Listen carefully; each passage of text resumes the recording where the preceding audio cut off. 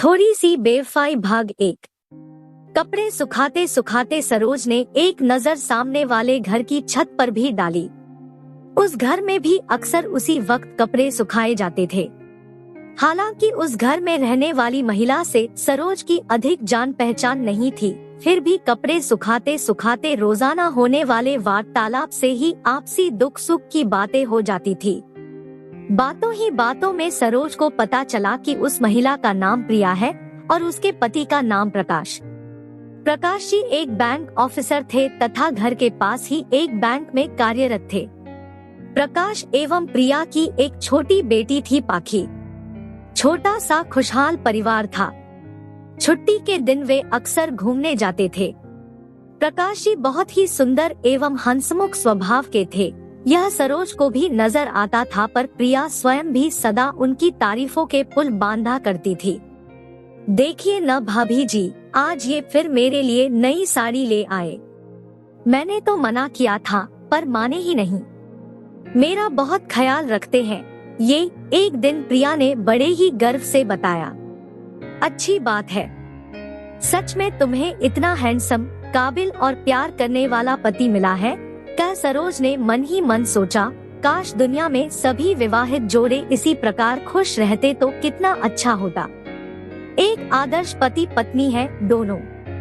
सरोज और प्रिया की बातचीत का मुद्दा अक्सर उनका घर परिवार ही हुआ करता था, जिसमें भी प्रिया की 80% बातें प्रकाश जी की प्रशंसा और प्यार से जुड़ी होती थी।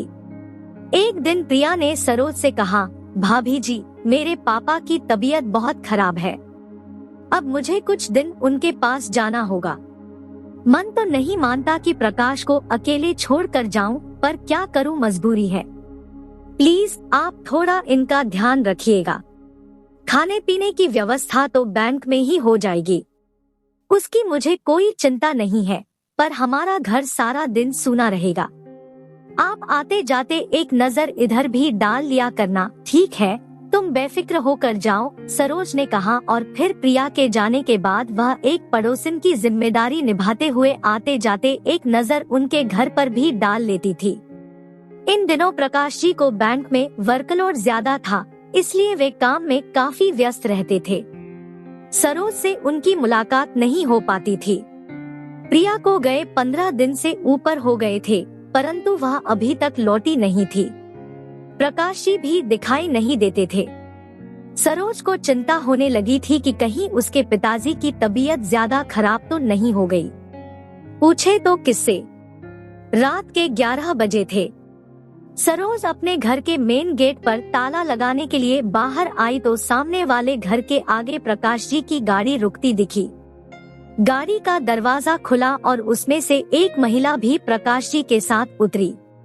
अरे लगता है प्रिया आ गई, सरोज चहकी और आवाज देने ही वाली थी कि उस महिला की वेशभूषा और शारीरिक गठन देखकर रुक गई। नहीं नहीं, यह प्रिया नहीं लगती। प्रिया कभी जींस टॉप नहीं पहनती और न ही वह इतनी दुबली पतली है। बालों का स्टाइल भी प्रिया से बिल्कुल अलग है।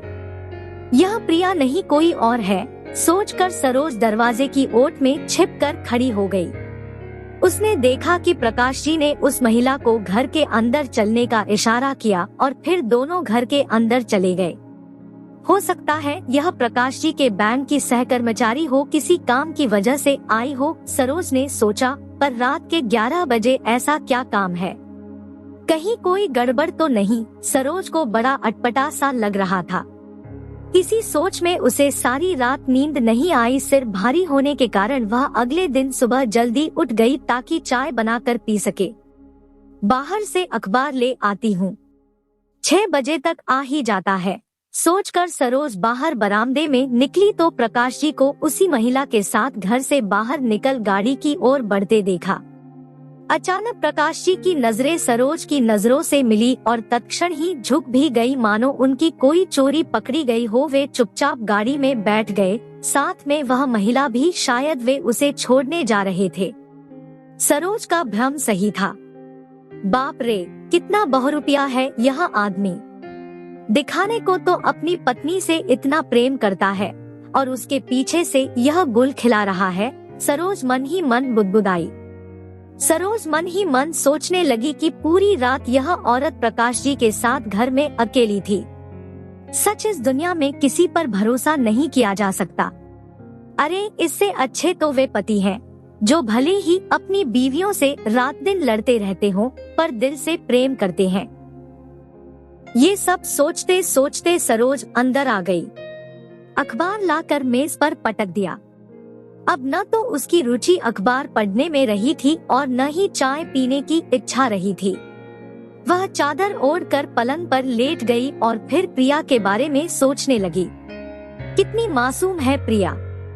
आगे की कहानी अगले भाग में। कहानी कैसी लगी कमेंट कर बताएं। लाइक, शेयर और हमारे चैनल पर नए हैं तो सब्सक्राइब करें। धन्यवाद।